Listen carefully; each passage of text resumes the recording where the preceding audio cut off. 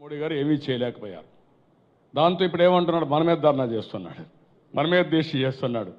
అంటే ఒక ప్రధానమంత్రిగా ఉన్న వ్యక్తి ఎప్పుడన్నా చరిత్రలో దీక్ష చేసిన సందర్భాలు ఉన్నాయా?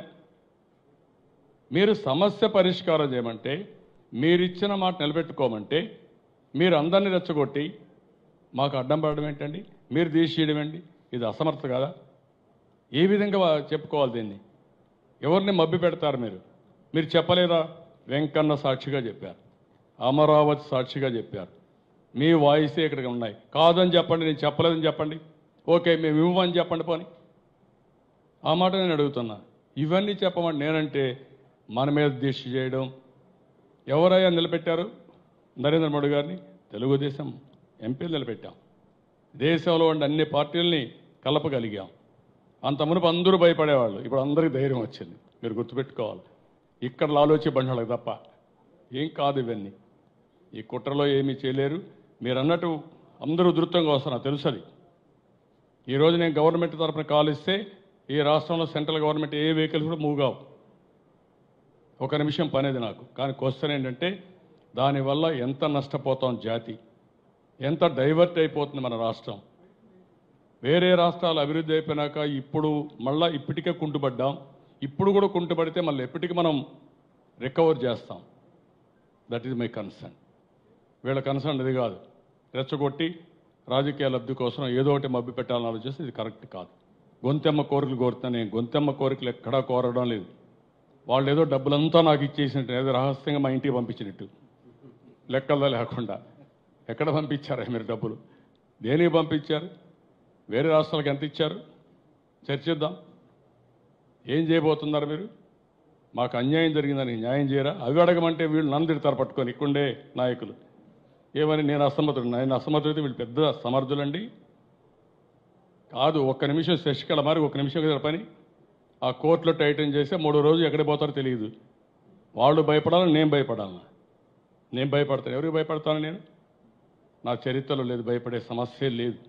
దానికి కారణం ఒక పద్ధతి ప్రకారం చేశాను. తెలుగుదేశాన్ని చూస్తే వీళ్ళు భయపడాలి తప్ప, ఆంధ్రప్రదేశ్ ప్రజలు చూస్తే వీళ్ళు భయపడాలి తప్ప వీళ్ళకి భయపడే సమస్య ఉండదు. హోదాకు టెక్నికల్ ఆస్పెక్ట్సే కాదు, పొలిటికల్ ఆస్పెక్టే. There is no technical. Today there is a issue in one district. I can take a decision as Chief Minister. People gave me mandate.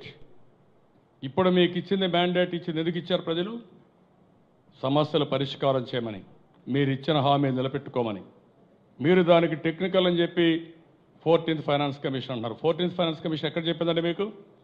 చెప్పలేదు. మీరు వక్రీకరించి మాట్లాడుతున్నారు. ఆ విషయమే నేను చెప్తున్నా. ఇంకా కొన్ని రాష్ట్రాలను రెచ్చగొడుతున్నారు. అది మీకే నష్టం.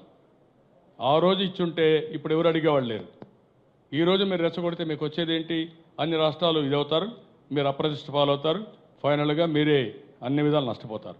ఆ విషయం గుర్తుపెట్టుకోవాలి. జీవితాలు తీర్చిదిద్దే బాధ్యత మాది.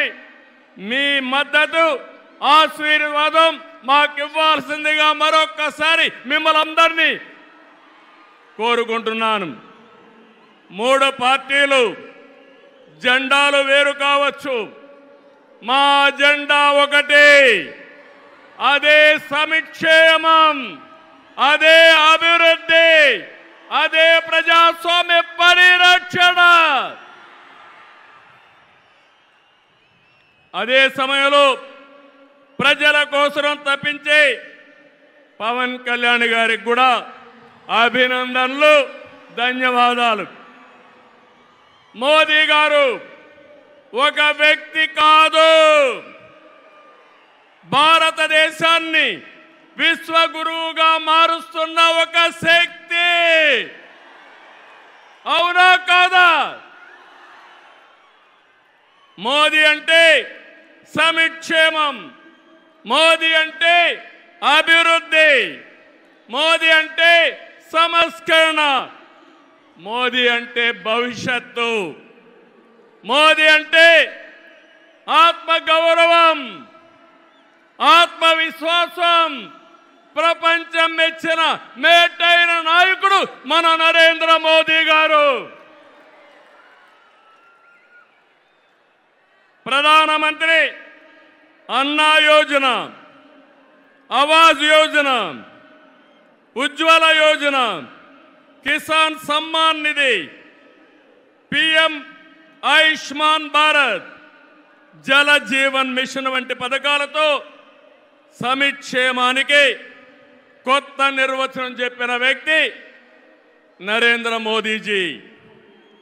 సంక్షేమ పథకాలు అందిస్తూనే దేశాన్ని బలమైన ఆర్థిక శక్తిగా మార్చడానికి make in India, startup India, skill India, digital India, Gatishakti, Bharatmala వంటి అభివృద్ధి కార్యక్రమాలతో సంపద సృష్టించిన వ్యక్తి మోదీ గారు. డిమానిటైజేషన్, జిఎస్టి వంటి సంస్కరణలతో దేశ ఆర్థిక ముఖ చిత్రాన్ని మార్చిన వ్యక్తి మోదీ గారు. ఆయన నినాదం సబ్కా సాత్, సబ్కా వికాస్, సబ్కా విశ్వాస్ అనే నినాదంతో దేశానికి ఒక నమ్మకాన్ని కల్పించిన శక్తివంతమైన నాయకుడు నరేంద్ర మోదీ గారు. కోవిడ్ సంక్షేమం జ్ఞాపకం ఉందా తమిళ్లో? ప్రపంచంలో ఎవ్వరూ చేయలేని విధంగా ఆ సమయంలో సమయస్ఫూర్తిగా చేసి మన ప్రాణాలు రక్షించిన వ్యక్తి నరేంద్ర మోదీ గారు.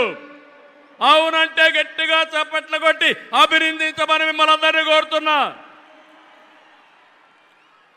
100 దేశాలకి వ్యాక్సిన్ ఇచ్చి దేశ సమర్థతని చాటి చెప్పిన వ్యక్తి.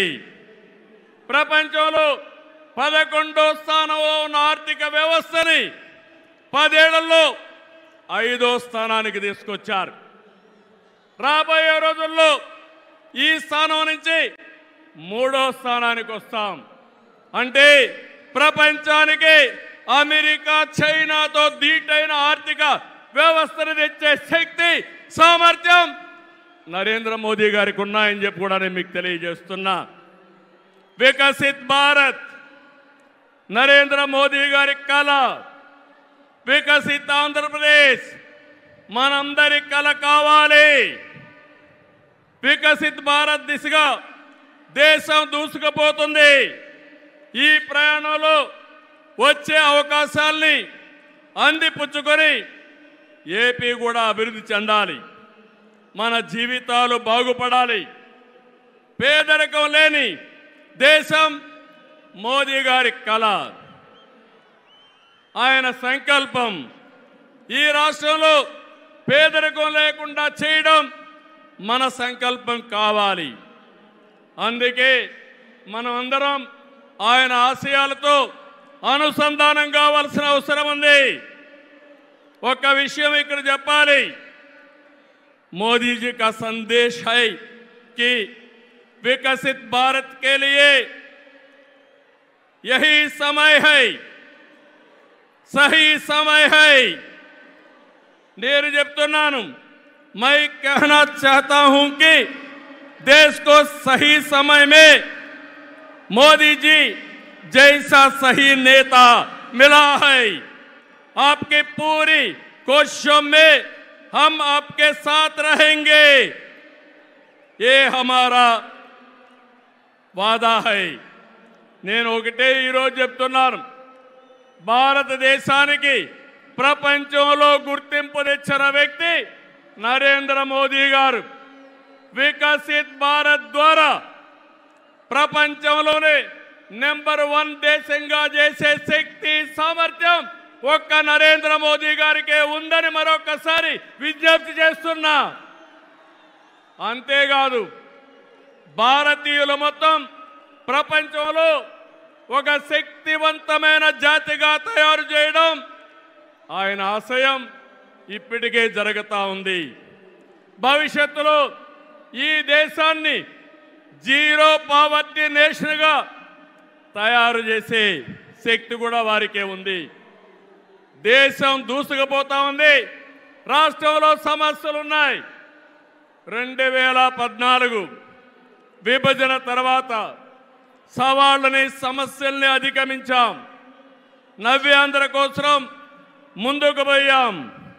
ఎన్డీఏలో భాగస్వామిగా కేంద్ర ప్రభుత్వం రాష్ట్రంలో అనేక కార్యక్రమాలు చేశాం. ఆ రోజు మీరు ఒక్కసారి చూస్తే 11 జాతీయ విద్యా సంస్థల్ని కేంద్ర సహకారంతో ఇక్కడ నిలబెట్టాం. మోదీ గారి చేతుల మీదుగా అమరావతిని నిర్మాణం కోసం చేశాం. అదే కానీ ఈరోజు పూర్తయి ఉంటే దేశంలో ఒక బ్రహ్మాండమైన నగరంగా అమరావతి తయారయ్యేది.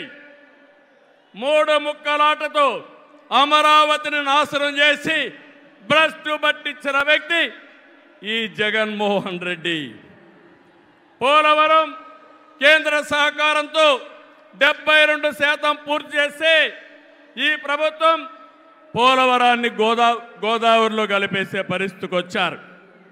ఈ విధంగా ఒక ప్రాజెక్టు కాదు, అన్ని ప్రాజెక్టులు నష్టపోయాం. సహజ వనరులు దోచేశారు. ల్యాండ్, శాండ్, వైన్, మైన్ అన్నిట్లో వేల కోట్ల రూపాయలు దోపిడీ చేశారు. జే బ్రాండ్లతో లిక్కర్ తెచ్చి ప్రజల ప్రాణాలు పణంగా పెట్టి అతని ఆదాయం పెంచుకున్న దుర్మార్గుడు ఈ జగన్మోహన్ రెడ్డి. ఓటేసిన ప్రజల్ని పన్నుల బాధతో కాటేశాడు.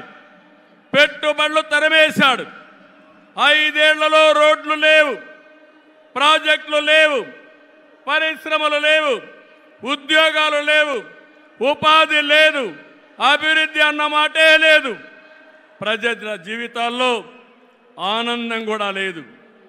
అంతటా గంజాయి, అశాంతి, అభద్రత, ఆందోళనతో బంగారు లాంటి రాష్ట్రాన్ని జగన్ చీకటమయం చేశాడు.